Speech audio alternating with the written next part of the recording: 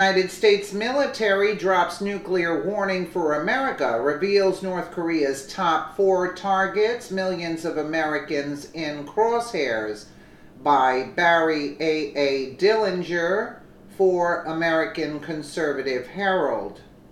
A few months ago, a photograph was published by the North Korean state-controlled media showing leader Kim Jong-un engaged in conversations with generals in his war room in Pyongyang.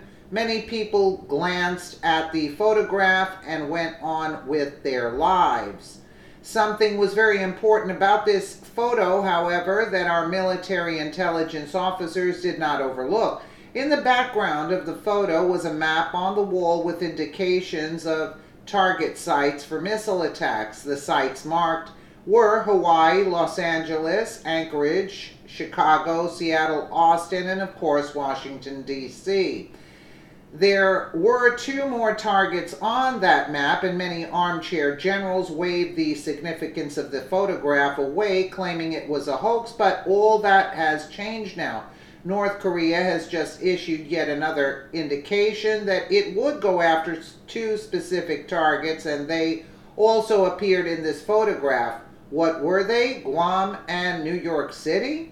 Right-wing news: North Korea's spending a nuclear arms have increased, and they're already narrowing down which cities should be nuked first. Isn't that precious?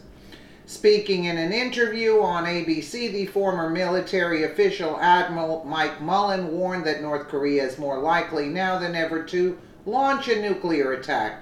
In the interview, Mullen, a former chairman of the Joint Chiefs of Staff, said that it's more probable than it used to be, and that the threat of North Korea scares me to death, quite frankly. They're the most dangerous weapons in the world, and certainly if we have someone in North Korea that has a lethal legacy, it is very, very unpredictable and sees nuclear war as a way to solidify his future. He would potentially use them. As for the rhetoric between Trump and Rocket Man, Mullen says that it contributes to the uncertainty.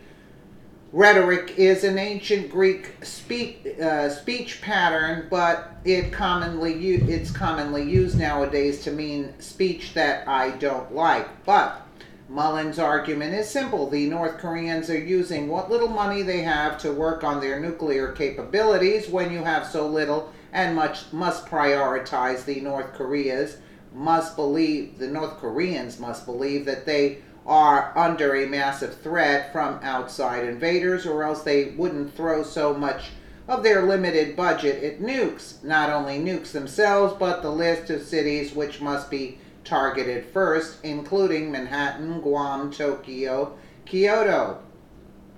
Admiral Mullen said that the North Koreans have in the past threatened both American bases in the Pacific as well as mainland American cities. Of course, Japan and South Korea are also big targets for the small, poor nation. North Korea has released maps of their potential targets in the past, and the current targets above are necessary in order to help predict what movements that Rocket Man might take in order to be able to attack any one of those zones.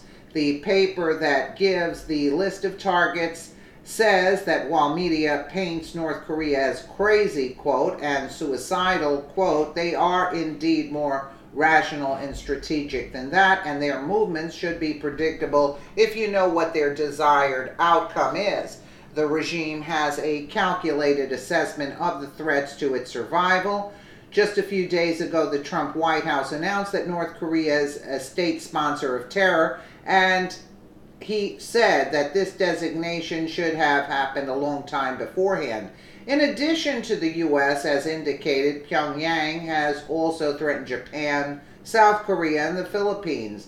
As for China's influence over North Korea, it appears that their day is come and gone, and many believe that no matter what Kim Jong-un will do what he wants regardless of the outcry. In fact, Russian diplomats who visited the North Korean capital last month went back home to Moscow empty-handed, seemingly dismayed that the bellicose rhetoric, quote, of the leader in the North would continue unabated. Source Right Wing News. Well, he's a nut job, but let's see what happens. Let me know what you guys think in the comments below. And again, thank you so much for watching.